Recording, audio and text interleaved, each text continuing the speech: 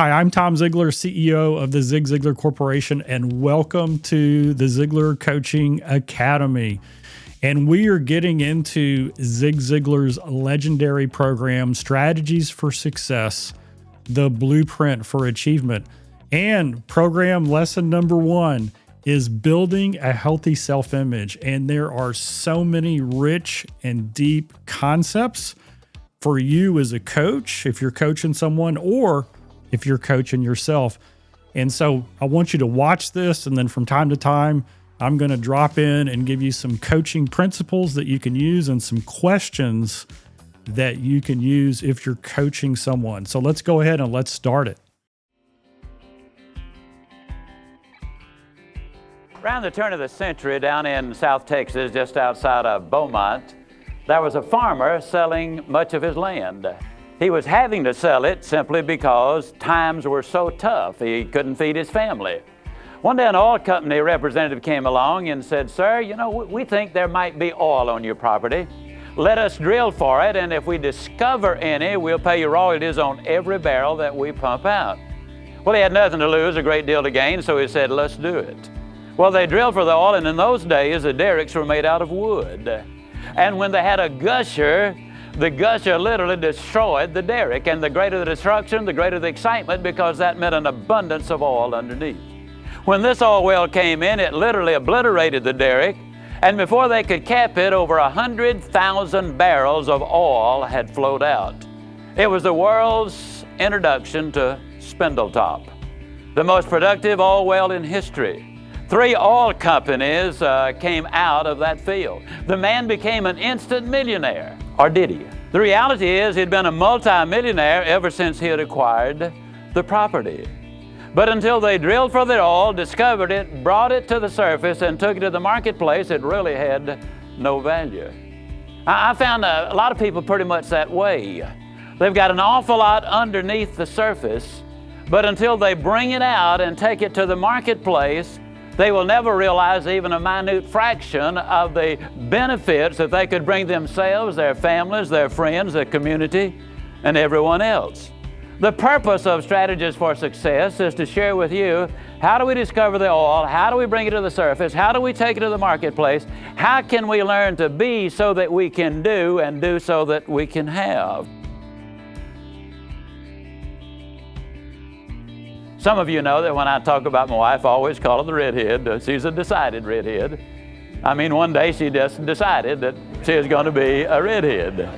When I talk about her, I call her the redhead. When I'm talking to her, it's Sugar Baby.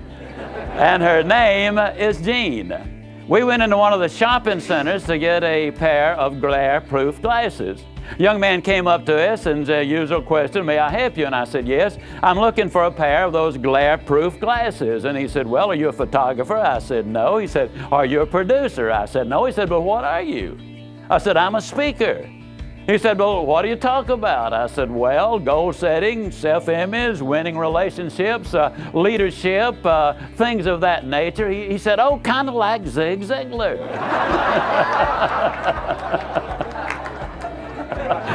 And I said, "Well, sort of."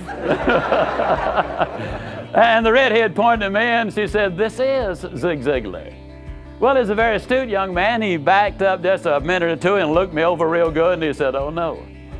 He said, "This is not Zig Ziglar. I've seen him on videotapes, and he's always jumping up and down. No, this is not Zig Ziglar." And so I said to her, I said, "You see, sweetheart, I told you we couldn't fool this young man. He's probably looking for some 40 or 50-year-old codger, and he saw us youngsters walk in here, and he knew I could never be Zig Ziglar." And the young man said, "That's right."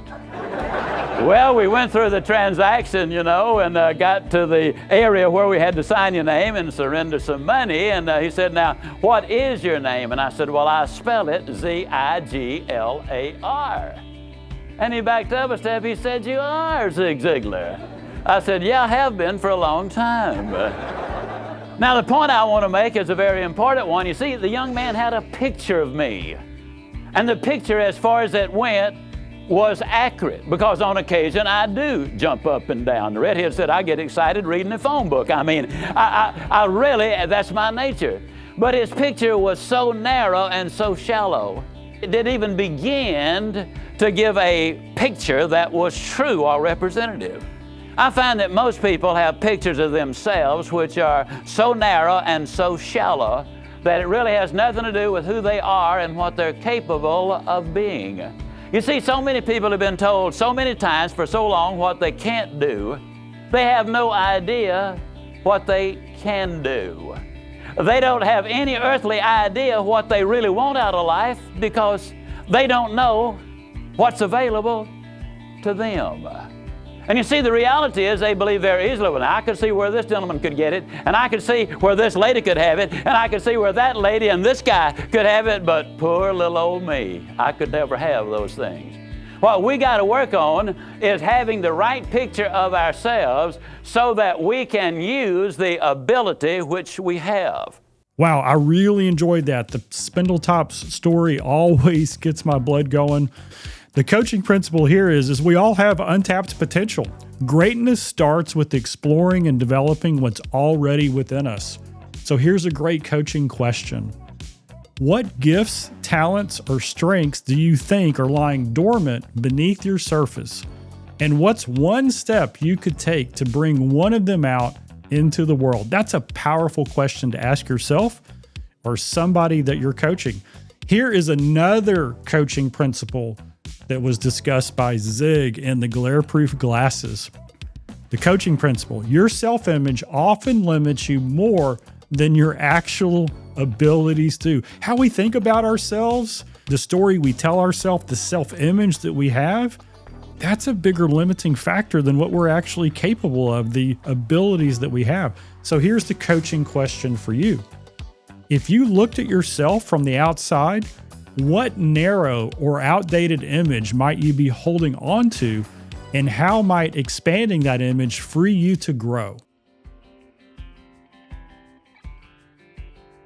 A number of years ago, a young depressed housewife was out in West Texas. It was one of those cold days. The wind was blowing. The dust was coming in all over the place. And she really was feeling down and depressed and miserable. So miserable at the fact that she decided that she didn't like where she was and she was going to do something about it. So what she did, she made a very basic decision. Now I call this misery motivation. She was so unhappy, I'm going to do something about it. But one LT, the lady I'm talking about, determined she was going to do something, so she got busy. She went down to a bookstore and bought a whole bunch of books. I mean, she started reading and reading and reading, and she started getting enthused and motivated about what life really did have to offer. In other words, she had made the first step. She had taken the first one. Joe Saba, who is a speaker friend of mine, says that you don't have to be great to start, but you got to start to be great. As she was reading those books for about 6 months, and one day she went back down to the store and she picked up another book. As a matter of fact, it was on June 18, 1977. She picked up a book called See You at the Top. And she read something in there about some of the philosophies we'll be discussing throughout Strategies for Success. She read something there that really grabbed her, and what the statement really was, well, now, you know, the person who can't read really is just as well off as the person who does read, but then does nothing about it. She decided that she was going to get busy. She called the office, she talked with my executive assistant, Laura Majors, found out where I was going to be speaking, went to the session, and her fire was really lit. I mean, she was excited, she was motivated. She made a decision that day, and she decided she was going to take some action. She decided that she wanted to become a sponsor, sponsoring seminars around this country. But what had happened with her, she had gone from a depressed housewife to a lady who was a determined individual who could do a lot of things. It's not that she was not happy being a housewife, but she was unhappy with herself and what she was using as far as her abilities were concerned. When she made that little change, it was really very significant. Jerry Lynch, PhD, wrote a book, and the title of the book was in Runner's World, actually. He said, when you believe and think, I can, you activate your motivation, your commitment, your confidence, your concentration, and excitement, all of which relate directly to achievement. wonderful place to start. And so she got that start, and she ended up sponsoring over 200 seminars in 43 cities around this country. I was privileged to be a part of many of those seminars, most of them, as a matter of fact. Hundreds of thousands of people attended them. She had a chance to study speakers, which ones reached the audience properly, which ones had a message, which one really did the job, and which ones were consistent in their lifestyles. And then she realized that a lot of them had a good message but didn't know how to deliver it. A lot of them had some good qualities but didn't know how to market those qualities. And so she made a big decision. She decided, I'm going to become a coach. I'm going to open my own business this way. I'm going to become a coach and teach these teachers. The people who are teaching others, I want to teach them. The bottom line is today, this lady who was depressed a few years ago is today one of the most motivated, excited, enthusiastic people you'll ever see. And she's teaching numbers of people how to share the concepts. See, she believes, based on her own life, that you can have everything in life that you want if you will just help enough other people get what they want. And you're going to hear me say that a number of times. It works in your personal life, it works in your family life, and it also works in your business life. I'll say this a number of times. You got to be before you can do. You got to do before you can have. You got to be the right kind of person. You got to do the right things in order to have all that life has to offer. So how do you be more? Let's start with a little game. Let's say it's 6:30 in the morning. You are awakened by a telephone call. The voice at the other end is an old friend of yours, somebody you like and really trust and respect. And the voice at the other end says, hey, I'm just calling you to tell you something. I should have told you this a long time ago. You know, I think you're one of the neatest people I've ever seen. You're an asset to the community. You're a credit to their profession. When I'm around you, I'm always excited. I'm always enthused. I'm always motivated. You know, if I could spend an hour a day with you, I could turn the world upside down. Now, understand this is an old friend. You know, he or she is not pulling your leg. They're serious about that. And the friend concludes by saying, I just wanted to tell you that. I look forward to the next time we get together, and I will see you soon. And he hangs up. Now let me ask you a question. If you were to ever get a phone call like that, how would you feel? Would you be excited? If you were a doctor, would you be a better doctor? If you were a mom or a dad, would you be a better mom or a dad? Would you be a better teacher? Would you be a better salesperson? Would you be a better coach? Would you be better at anything that your life presented for you to do? How many of you believe you'd be better? Can I see your hands, please? All right. Big question. How much more would you know about being a better mom or a better dad or a better household executive or a better doctor or a better coach? Not a thing more. But all of a sudden you feel better about yourself. You know, I'm an asset to the community. I'm a credit to my profession. That old boy said so, and he is one more smart cookie. I mean, you just wouldn't argue with that at all, would you? Your image, the way you see yourself, has a direct bearing on your performance, whatever that performance might be. Dr. Joyce Brothers put it this way. Your image, the way you see yourself, affects the way you dress, the occupation you choose, the individual you marry. Your moral, ethical conduct is determined by the fact that you will see it yourself in a certain way.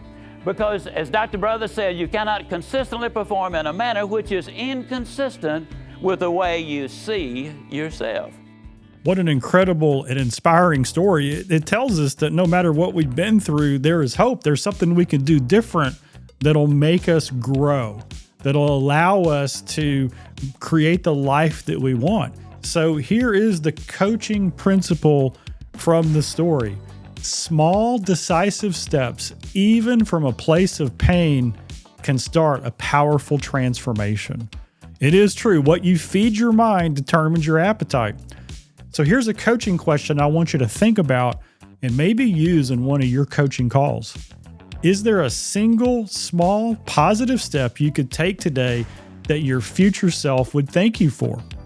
And then we got into the encouragement phone call. Remember that? Here's the coaching principle. The way we see ourselves influences every aspect of our performance and interactions. That self-image again, the way we see ourselves, that story we tell ourselves. So here's the coaching question that I want you to ponder, I want you to use on yourself and use with those you coach. How would you show up differently if you truly believed you were as capable and valuable as your biggest supporter believes you are? Does how you see yourself positively impact or negatively impact your performance? That is so true, because the reality is, if we don't see ourselves in the proper light, if we don't see ourselves as capable, we won't even try. Okay, let's dig in and let's go to this next segment. First 2.5 years I was in sales, and that's where I got my professional start. I was not what you'd call an overwhelming success. As a matter of fact, I wasn't even a whelming success. Now, that doesn't mean I didn't sell a lot, because I did. I sold my furniture, sold my car. And that is reasonably close to the truth. We had a very difficult time, and as time goes on, I'll share a little more about that. But then one day I went to a meeting. It was in Charlotte, North Carolina. It was a meeting I came within a gnat's eyelash of missing, because at 5:30 the next morning, when I was supposed to go to that meeting, I'd been there the day before, spent the day, didn't learn a thing. Have you ever been to one of those all day, not learned a thing? I didn't. Next morning at 5:30, the alarm clock sounded off. Now, in those days, it was an alarm clock. Now, of course, I recognize it as an opportunity clock. Because if you hear it, you got an opportunity to get up and go. If you can't hear it, that might mean you done got up and gone. Well, anyhow, every day is a good day, and if you don't believe it, you just try missing one of them, all right? So, opportunity clock got me out of bed, except that day it was the alarm clock. Force of habit got me up. I cracked the Venetian blinds. We were living in this luxury apartment, 3 bedrooms, or 3 rooms rather, above a grocery store, just to emphasize the luxury part of it. I looked outside, and the weather said, Ziglar, no sane human being would get up and go out there in that weather. I was driving a little Crosley automobile that didn't have a heater in it. So I did what any intelligent person would do. I lay down and we get back in bed. But as I lay there, the words of my mother came back to me from my childhood. And words are so incredibly important. They change lives. As a child, she said, your word is your bond. And if your word is no good, eventually you're no good. When they had given me the job, which it took me over 2 months to get, they just didn't think I could sell. And the first 2.5 years, all I did is prove they was about right. When they'd given me the job, they had made me promise that I would attend all sales meeting and all training sessions. And in 2.5 years, not only had I never missed one, I had never even been late for one. I rolled out of bed. I went to the meeting. That day changed my sales career dramatically. My hero was conducting the meeting that day. His name was P.C. Merrill. Mr. Merrill had set all of the records. He had written the training program. He was a man of absolute integrity. Now, why he chose to do this, I will never know. But when the meeting was over, there were only 21 of us there that day, but he pulled me aside and said, I want to talk with you personally. I was truly flattered. Here was a man whom I loved and trusted and respected, and he chose me out of 21. Now, why did he? I don't know. The year before, I probably had not been in the top 4,000 out of all of the salespeople in that 7,000 salesperson company. He got me aside, and it was a very short meeting. He said, Zig, I've been watching you for 2.5 years. I have never seen such a waste. And I said, well, Mr. Merrill, what do you mean? He said, I believe you could be a great one. I believe you could be a national champion. I believe you could go all the way to the top. I believe that someday, if you just believed in yourself and went to work on a regular schedule, that you could, number one, be the national champion. Number two, someday you could become an executive in this company. Now, folks, you got to understand my background. I'm the 10th of 12 children. I asked my mom one time, I said, Mom, why so many? And she said, well, son, where do you think I should have stopped?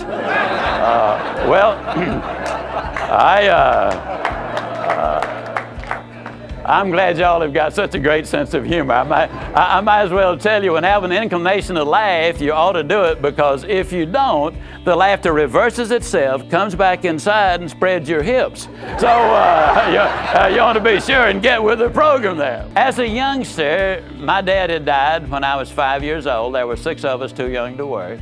We survived because we had 5 milk cows and a large garden. I was very small as a child. I weighed less than 120 pounds fully dressed when I entered the 12th grade in high school. I used to fight everything that moved. My dream was that someday I was going to be able to retire there in Yazoo City, Mississippi. I was going to have my own butcher shop, an acre of ground on the outskirts of town, so that I could have a big garden there, because everybody retired at 65 and nobody had as much money then as they did before. That was my dream, the dream of a little guy from a little town. Mr. Merrill said, "You could be a great one." I respected him enormously. I believed him. When I left that meeting that day, an entirely different person was driving that little car back home. I finished the year the number 2 salesman in America out of over 7,000 salespeople. I had the best promotion the company had to offer. The next year, I had the best promotion that was available and was the highest paid field manager in the United States. What had happened? Well, it's very important you understand a couple of things. First of all, in 2.5 years, I'd learned the sales skills. I knew how to get prospects, make appointments, handle objections, conduct demonstration, and close the sales. The salesperson was technically ready. But until the person got ready, nothing was happening. The picture you have of yourself is so important. The words my mother used on me as a child were enormously important. The words Mr. Merrill said to me were enormously important. What I want to say about words is very simple.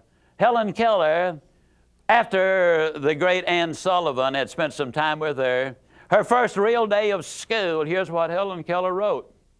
"I learned a great many new words that day. I do not remember what they all were, but I do know that mother and father and sister and teacher were among them. Words that were to make the world blossom for me like Aaron's rod with flowers. It would have been difficult to find a happier child than I was as I lay in my bed at the close of that eventful day and lived over the joys it had brought me, and for the first time longed for a new day to come." Folks, words make such a dramatic difference. When the picture changes, then every facet of your life is also going to change. P.C. Merrill is legendary. His belief in my father changed everything. And every time I hear this story, it just reminds me that so many people, in fact, I would say almost all of us, go through a time in life where we need someone else to believe in us, to encourage us. So here is the coaching principle. Belief from others can ignite belief in ourselves, unlocking new levels of achievement. Belief is the number one thing a coach can transfer to their client. That's 100% right. And think about this. Have you ever done something that you didn't think you could do because somebody else believed you could? Ultimately, this is what we do as coaches, is we transfer that belief. So here's a coaching question for you. Who in your life sees more potential in you than you see in yourself? What would it look like if you trusted their belief for a while? Yeah, ask that to one of your clients. And then we have Helen Keller's story and the first words, right? The new words that she learned. Here's the coaching principle. Words shape our world. What we say and hear powerfully affects our reality and our own self-image. And so I want you to think about the words that you use to describe yourself and the words that you use with the people that you coach, because those words transfer so much value and importance. So here's the coaching question. What's one empowering word or phrase you could start speaking to yourself daily to help your world blossom? All right, let's see what else Zig has to say. Let's watch this now. You got to be the right kind of person. You got to do the right things in order to have all that life has to offer. Now, what is that? a reasonable amount, even a large amount of the things that money will buy. Now, money is not the most important thing in life, but it is reasonably close to oxygen. The reality is when you need it, there just aren't that many substitutes. I like the things that money buys. I like to wear nice clothes, live in a nice house, drive a nice car, take that redhead of mine on nice trips. I like to play golf at the country club, and every one of those things costs money. But I love the things that money won't buy. See, it bought me a really nice house. As a matter of fact, it bought me 2 nice houses. But it won't buy me a home. It'll buy me a companion, but it won't buy me a friend. It'll buy me a bed, but it won't buy me a good night's sleep. It'll buy me a good time, but it won't buy me peace of mind.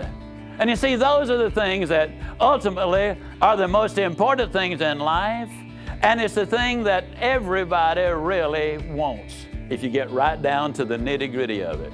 So you can get just about everything on this earth that money will buy without any character. But you can't get any of the things that money won't buy without that character.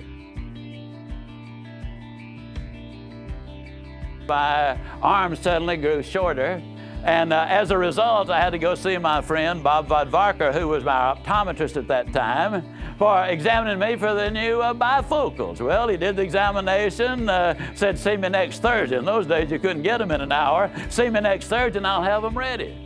Well, the next Thursday, I walked in, and he put the new glasses on me, and he did a couple of adjustments. He said, well, how do they feel? I said, well, they feel good. He said, well, they look good. You're on your way.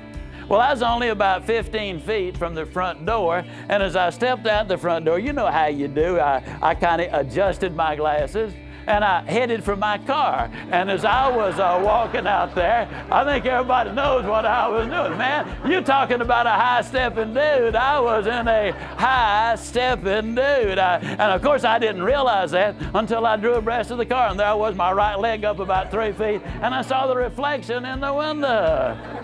Now realizing how utterly ridiculous I must have looked, I couldn't help it. I just laughed out loud. That was the funniest thing that happened to me. And then I got serious. Because for the first time in my career, I realized the business I'm in. You see, I'm an optometrist. And what I do is I fit people with new glasses. I got you a pair tonight. Now, they're not rose-colored glasses, but they certainly are not rose-colored glasses. These are vision glasses. They're going to let you see things that have been there all the time, but you've never seen them before.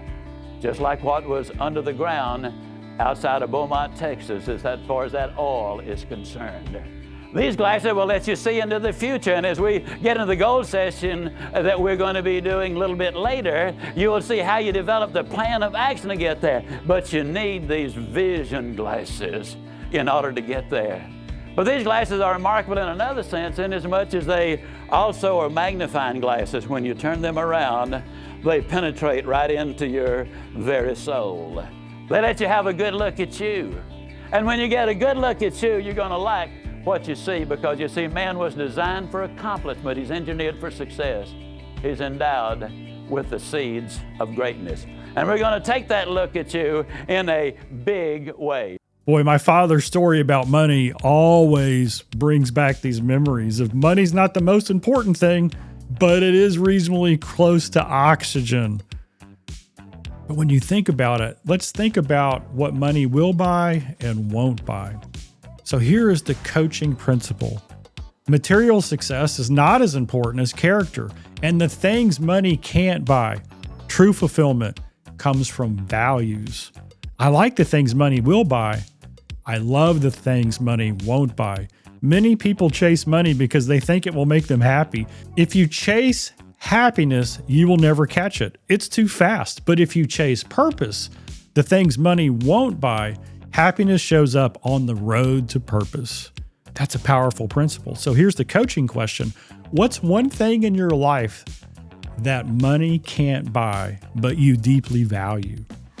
How can you nurture or pursue more of that? What a powerful thing to dig into with your coaching client that you might have. And then the optometrist and the vision glasses. Wow.